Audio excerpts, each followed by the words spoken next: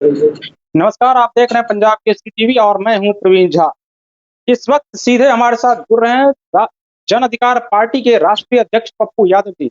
Pappu ji, Punjab Kesari TV में आपका बहुत बहुत स्वागत है।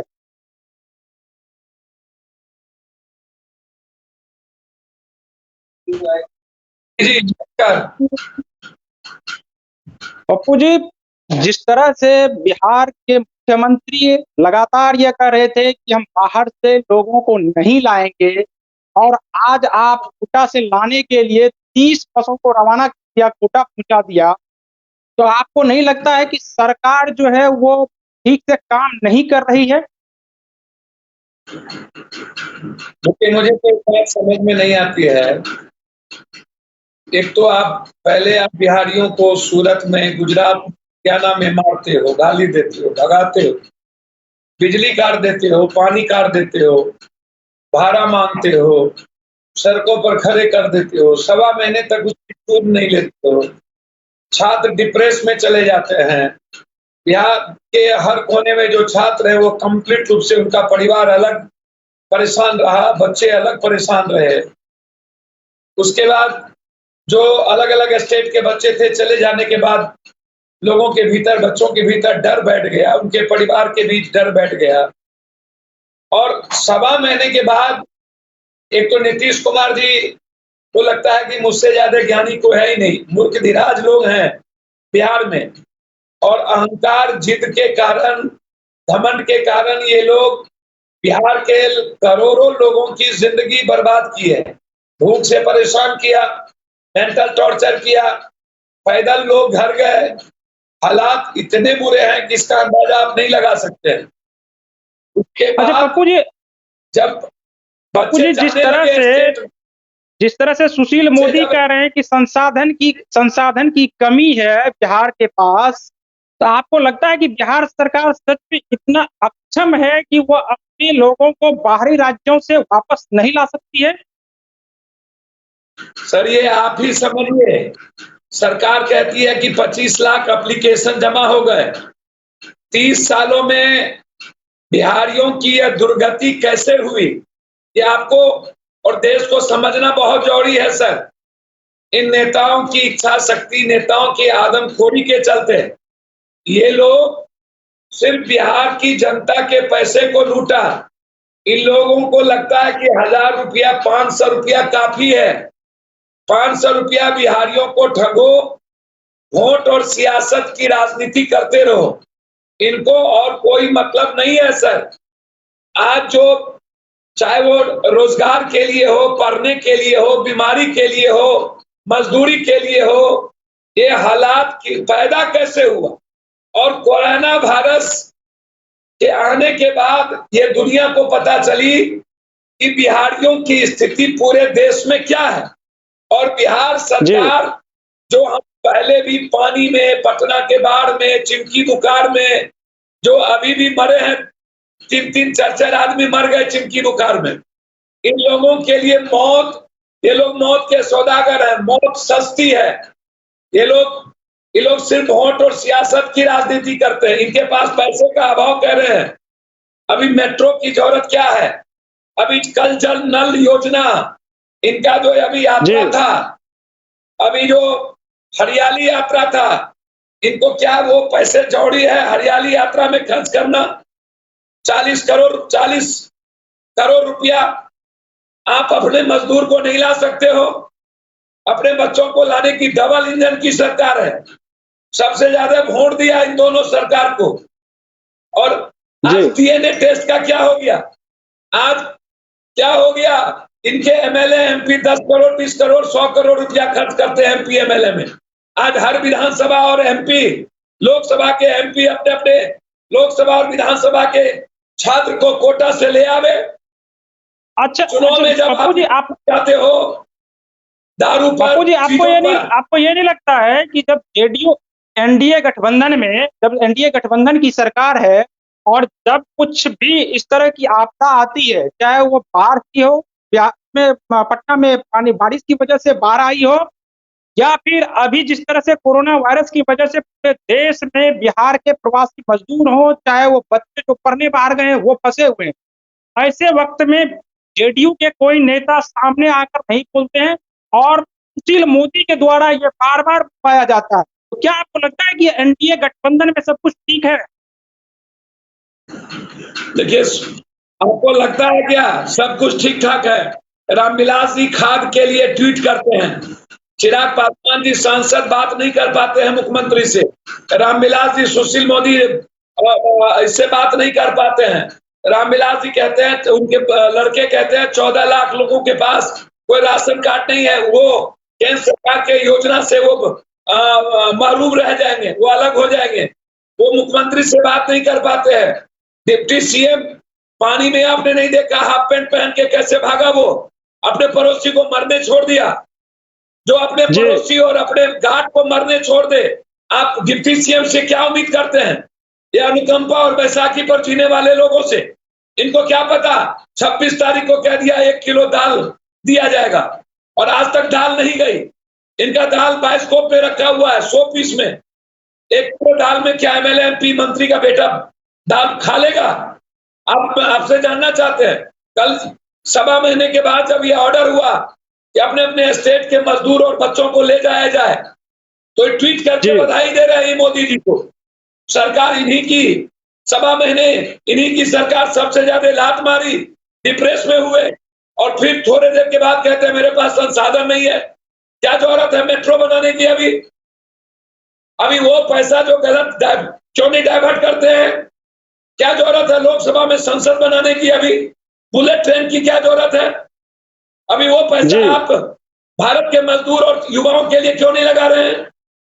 जब महाराष्ट्र की सरकार, जहां पर कृषि का कोई मतलब बहुत नहीं है, उद्योग ज्यादा है, जब वो 31 मई के पहले कह रहा है कि खाद और हम बीज हम पहुंचा देंगे खेत में।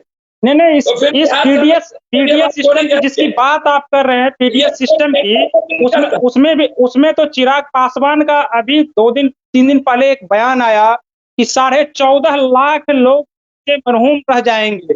लेकिन उसके बाद आज ही बिहार सरकार की तरफ से एक डेटा दिया गया केंद्र सरकार को कि अगर हम 30 लाख परिवारों यानी 1.5 करोड़ लोगों को अगर राशन देंगे तो 75,000 मीट्रिक टन अनाज की जरूरत होगी और ये अनाज केंद्र सरकार दे, तभी मैं पूरा कर सकता हूं, तभी मैं बाकी 30 लाख को दे सकता हूं। नहीं, मैं वही बात आपसे कह रहा हूं कि ट्वीट करने की जरूरत, इसका मतलब वार्ता नहीं हो रही है। जब वो खुद बिहार की सरकार है, इनके रामविलास जी के भाई वहां कैबिनेट मिनिस्टर हैं, बीजेपी की सरकार है, केंद्र में भी गठबंधन में है, राज्य में भी है, और उसके बाद अपने ही सरकार के बारे में वो ट्वीट कर रहे हैं और 14 लाख लोगों को नहीं मिलेगी केंद्र की योजना का राहत। तो इसका मतलब आप सोचिए ना, स और मात का खेल चल रहा है ना। ये किस बात का ईगो? नीतीश जी, नरेंद्र मोदी जी, बीजेपी और जदयू में किस बात का ईगो? और इस ईगो के घमंड के कारण बिहारी क्यों मारा जाए? हमने 30 बस वहां लगा दिया, कलेक्टर से बातचीत की हमने 3 बार 4 बार। कलेक्टर कह रहे हैं कि जब तक 200 बस नहीं लगेंगे हंगामा होगा, मैं किसको भेजूंगा? ये स्थिति अच्छी नहीं है। बोला यूपी के बस आए थे कम तो हंगामा हो गया था, कम से कम यदि लड़कियों को भी भेजना है तो 150 से कम बस नहीं लगेंगे। अब अकेला इंडिविजुअल पप्पू यादव 30 बस लगभग 48 लाख रुपया लगेगा, लगभग 48 लाख। तो भाई इंडिविजुअल स्थिति मेरी तो कैपेसिटी है नहीं। मैं वहां पर 2 कोचिंग के मालिकों से बातचीत की, मैं वहां पर हमारे मित्र हैं एक अग्रवाल जी, उनसे की, सभी लोगों ने कहा कि हम कोऑपरेट करेंगे, लेकिन अकेला कोई आदमी कितना कोऑपरेट करेगा? अच्छा पप्पू जी, इसमें यह सवाल था, आप जो 30 बस भेजे हैं कि क्या उसमें सिर्फ सीमांचल के लोगों को लाने के लिए या बिहार के अन्य जगहों से भी जो लोग हैं उनको भी लाने के लिए यह व्यवस्था की गई आपकी तरफ से? ये बिहारियों में बाइफर्केशन नहीं किया जा सकता। मैंने कहा पहले आप बच्ची को ले आइए, जो बेटियां वहां पर अकेले हैं, तो उनका कहना है कि बच्ची भी 3000 से ऊपर है और सोशल डिस्टेंस में एक बस में मात्र 25 से 30 बच्चे बैठेंगे, उसके लिए भी 100 बस से ऊपर चाहिए। मैंने सीएम के ओएसडी से 2 बार बातचीत की, भैया जब बिहार सरकार को 600 बस सरकारी है तो कम से कम वो 600 बस तो भेज दो ताकि एक बार कोटा के बच्चे आ जाए। मैं तो लगातार कलेक्टर के टच में हूँ। आपको क्या लगता है कि बिहार सरकार क्यों नहीं भेज रही है बस? जी, आपको क्या लगता है बिहार सरकार क्यों नहीं भेज रही है बसें वहां पर, जिससे कि बच्चे को वापस लाया जाए? सर ये अपनी गलती को छुपाती है। अभी सुशील मोदी ने ट्वीट किया कि हम केंद्र ट्रेन लगाए, तो लगाओ ना। मैं तो कई दिनों से कह रहा हूं, एक केरल से चलाओ, एक अमृतसर से चलाओ, एक तेलंगाना से चलाओ, एक महाराष्ट्र से चलाओ, एक कोटा से चलाओ, 2 दिल्ली से चलाओ, कलकत्ता से चलाओ, आप लगाओ, सीधा बिहार के लिए ट्रेन की व्यवस्था करो। जब आपके पास बस नहीं है, अब ये ऑर्डर निकाल दिए और ऑर्डर निकाल कर उसको छोड़ दिया, 24 घंटे होने चले, आज तक अभी तक कोई कार्रवाई नहीं हुई। अब आप सोचिए बिहारियों की स्थिति, अब आप सोचिए बिहार के बच्चे पर क्या बीतता होगा, उनके माँ बाप पर क्या बीतता होगा। पप्पू जी, जब ये लोग मान लिया जाए वापस आ रहे, छात्रों की छोड़ दीजिए, जिसके बारे में आप बात कर रहे हैं, जिन लोगों के बारे में, चाहे वो प्रवासी मजदूर जो हैं, जो कि बिहार के अलावा अन्य राज्यों में फंसे हुए हैं, अगर वो आ जाएंगे तो क्या उनके लिए खाने का प्रबंध हो पाएगा बिहार में? क्या उनको रोजगार मिल पाएगा बिहार में? की है, ये जो अपनी कमजोरी को छुपा रहे हैं, इनको लग रहा है कि ये जो 30, 35, 40 लाख बिहारी जो लौट के आएगा, जो मजदूर लौटेंगे, जो बच्चे लौटेंगे, इनके पास संसाधन नहीं है। जब पीडीएक्स इनका फेल्योर है और इनका खाद्य आपूर्ति मंत्री सहनी अनाज ज्यादा मांग रहा है, दिल्ली कह रही है, खाद्य आपूर्ति मंत्री रामविलास जी कह रहे हैं कि ज्यादा अनाज मैं नहीं दे पाऊंगा, तो इनकी हालात क्या है ये तो आप सोच सकते हैं कि कितनी बुरी स्थिति बिहार को बना के रखा। इनको लगता है कि ये जो बोझ है, जैसे 1.25 महीने के बाद जब मुख्यमंत्रियों का प्रेशर पड़ा, महाराष्ट्र का, छत्तीसगढ़ का, अन्य स्टेट का, कि मजदूर और बच्चों को ले जाइए, हमारी स्थिति खिलाने की अब नहीं है, तब जाकर के बोझ समझकर एक ऑर्डर निकाल दिया। और अब इधर भी डगरा के बैगन के द्वारा, जैसे ये नेता सुशील मोदी पेंडुलम, ये पेंडुलम है, ये बिना डगरा का बैगन है। इन लोग ये क्या बोलेंगे, इनकी कोई औकात नहीं लगता है। नहीं, यही मेरा कहना है कि बाकी राज्यों में जहां पर बीजेपी की सरकार है, चाहे वो बिहार के बगल में यूपी हो, यूपी के मुख्यमंत्री योगी आदित्यनाथ लगातार अपने लोगों को लाने के लिए देश के अलग अलग राज्यों में बसें भेज रहे हैं और वहां से अपने लोगों को वापस ला भी रहे हैं। जहां जहां बीजेपी की सरकार है वहां तो वो लोग वापस आ रहे हैं, लेकिन जहां जहां एनडीए गठबंधन की सरकार है वहां के लोग क्यों नहीं वापस जा रहे हैं?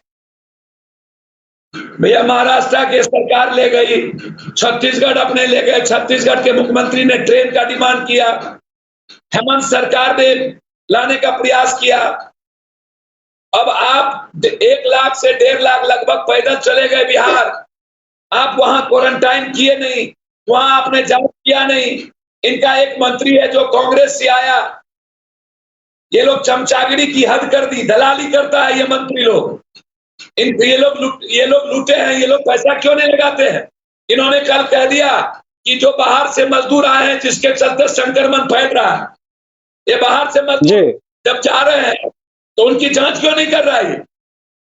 जब ये ऑर्डर निकल गया कि घर में रखिए 14 दिन और क्वारंटाइन करके जांच कीजिए, ये जांच इसके पास है नहीं, किट्स इसके पास है नहीं, ये कर क्या रहे हैं, ये खाना पूर्ति कर रहे हैं जीविका दीदी के द्वारा थर्मामीटर लगा करके। ये बच्चों की माँ, बच्चे की बिहार सरकार का तो कहना ये है, परेशान है, रो रहा है, इसकी चिंता नहीं है, उसका बेटा बिहार सरकार ये कह रही है कि नहीं, हम लगातार जांच कर रहे हैं, जांच रिपोर्ट की आ रही है और बिहार में बहुत ज्यादा कोरोना से हालत खराब नहीं है। लेकिन मेरा सवाल आपसे ये है कि जब टेस्ट ही ज्यादा मात्रा में नहीं होंगे तो कैसे पता चलेगा कि कौन कोरोना इफेक्टेड है और कौन कोरोना से प्रभावित नहीं है। देखिए, नीतीश बाबू अपने मियां मिट्ठू, इनकी सरकार एको हम दूतियो नास्ती। हमने जो कह दिया, हम जो सोच लिए, हमसे ऊपर कोई नहीं। डॉक्टर को इन्होंने सस्पेंड कर दिया था राय देने पर। अब 28 जिले में पहुंच गया, 18 जिले से ऊपर 21 जिले में। 1.25 महीना लॉकडाउन के बाद ये बढ़ कैसे रहा है, गांव तक फैल रहा है, रिहायशी इलाका बर्बाद होते जा रहा है। जांच कहीं नहीं, आइसोलेशन वार्ड नहीं, वेंटिलेटर नहीं, आईसीयू वार्ड नहीं, प्राइवेट नर्सिंग होम को लेंगे नहीं, बस खाना पूर्ति करेंगे। कल कैबिनेट मीटिंग हुआ। आप जिस संसदीय क्षेत्र से पहले चुनकर आए थे, उस संसदीय क्षेत्र यानी मधेपुरा की बात करें या मतलब सहरसा जिले की, जो कि अभी मधेपुरा संसदीय क्षेत्र के अंतर्गत आता है, वहां भी लोगों से जो सूचनाएं आ रही हैं वो यही आ रही है कि जांच नहीं हो रही है, जबकि 305 लोगों को वहां पर क्वारंटाइन किया गया है, बावजूद इसके लोगों का प्रॉपर जांच नहीं हो रहा है। भैया, जांच कहीं नहीं हो रही है। जांच की स्थिति बुरी है। 6 ठो लैब है इनके पास। सर, चिमकी बुखार में इन्होंने वादा किया था कि अगले बार से चिमकी बुखार नहीं होने देंगे, हम नहीं मरेगा। अभी गर्मी बढ़ी नहीं है, पानी का प्रकोप है ही, लीची का कोई मतलब नहीं। 4 लोग मर गए। और जब कोई बच्चा आवाज उठाता है तो कल पटना यूनिवर्सिटी के छात्र अध्यक्ष के साथ 5 आदमी जन अधिकार छात्र परिषद के लोगों को जेल भेज दिया। कोटा में बच्चों पर केस हो रही है। ये आवाज को, एक तरफ भूख से मौत, एक तरफ मेंटल टॉर्चर, एक तरफ पीडीएक्स की लूट। बिहार में 5 किलो अनाज की बात करने वाला, पैसे पर अनाज मिल रहा है, ना कोई किट्स की व्यवस्था, दूसरा कोरोना वायरस से प्रभावित न जांच। तो हालात बहुत बदतर है। बिहारी मजदूर और छात्रों की स्थिति देश में बहुत खराब है। चाहे गुजरात में रहने वाले, सूरत में, दमन में, द्वीप में, पूना में, महाराष्ट्र में हालात अच्छे नहीं है। दिल्ली में आखिरी 1-2 सवाल आपसे अच्छी नहीं है। पप्पू जी, आखिरी 1-2 सवाल आपसे है कि आप इसी साल बिहार में विधानसभा के चुनाव भी होने वाले हैं, तो क्या आप बिहार की 243 सीटों पर चुनाव लड़ेंगे? और अगर आपकी, मान लिया जाए अगर आपकी सरकार बनती है, तो आप ऐसे लोगों के लिए क्या व्यवस्था करेंगे? सर, अभी तो पहले कोरोना वायरस से पहले ये लड़ाई हम लोग लड़े। हम सवाल बच्चों का भी, मजदूरों का, लगभग 9,000 अकाउंट में बाय चेक देश भर के मजदूरों और बच्चों के अकाउंट में मैंने पैसा 1,000, 1,500, 2,000 भेजे हैं। और लगभग सभी बिहार के जिलों में मुट्ठी भर दान, गरीबों की मुस्कान योजना लोगों से मांग कर आज 30 दिनों से युवा शक्ति, पप्पू ब्रिगेड और अन्य भी पार्टी से बाहर के लोग भी, युवा भी, वो लोग आम आदमी, सरकार के भरोसे जिंदा नहीं है बिहार के मजदूर। आम आदमी के कारण स्थिति थोड़ी मोड़ी आधे पेट की खाना पहुंच रही है। दिल्ली में लगातार मैं लोगों की मदद कर रहा हूं। लगातार जहां भी खबर मिल रही है वहां मैं उसके अकाउंट में डाल रहा हूं। अभी सवाल है कि भूख से बचाने का, बच्चों को लाने का, बिहारियों को ये गर्मी में बचाने का। अभी सवाल चुनाव नहीं है पप्पू यादव के लिए। और जब बिना सत्ता और सरकार के पटना के पानी में पप्पू यादव एक सेवक और बेटा के रूप में, चिमकी बुखार में, कोरोना वायरस में, जब पूरे बिहारी के लिए एक सेवक और बेटा हम हो सकते हैं, तो याद रखिएगा, कोई किसी के बाप का बेटा बन के अनुकंपा पर नेता बन जाए, किसी के सहारे। मैं बिहार के 12 करोड़ का बेटा हूं और एक बेटे की भूमिका जो होती है उससे ज्यादा बिहारियों के लिए निभाऊंगा। आखिरी सवाल पप्पू जी आपसे कि आप चूंकि दिल्ली में बैठे हुए हैं, तो अपने सीमांचल वासियों के लिए आप वहां से क्या कर रहे हैं? मैंने आपको क्या कहा, 9,000 अकाउंट में बाय चेक, 2,000, 1,500, मेरी जो आईटी टीम है 5 टीम, वो लगातार काम कर रही है। पूरे जिले में सभी जगह हमारे लोग खाना पहुंचा रहे हैं, मदद पहुंचा रहे हैं, सैनिटाइजर पहुंचा रहे हैं, बांस पहुंचा रहे हैं। पूरे भारत के स्टेट में लगभग मेरे लोग खाना और लोगों की मदद पहुंचा रहे हैं। दिल्ली में डेली 1.25 महीना लगातार 5 केजी आटा, 1 केजी दाल, कड़वा तेल और 500 रुपया लगभग बिहार, यूपी, मध्य प्रदेश के मजदूरों को मेरे द्वारा दिया जा रहा है। डेली, प्रत्येक दिन, हर दिन लोगों को मिल रहा है। कोई दिन नहीं 1.25 महीने में जिस दिन मजदूरों को, चाहे वो मध्य प्रदेश के हो, यूपी के हो, बिहार के हो, हम बाइफरकेट नहीं कर रहे हैं। और हर दिन 500 रुपया एक व्यक्ति और एक परिवार को 5 किलो आटा, 1 किलो दाल और सरसों तेल मैं दे रहा हूं।